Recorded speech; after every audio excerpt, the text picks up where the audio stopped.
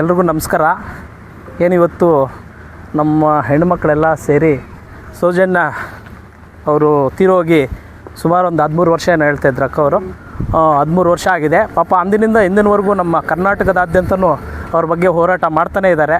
ಆದರೆ ಅವ್ರಿಗಂತೂ ನ್ಯಾಯ ಸಿಗಲಿಲ್ಲ.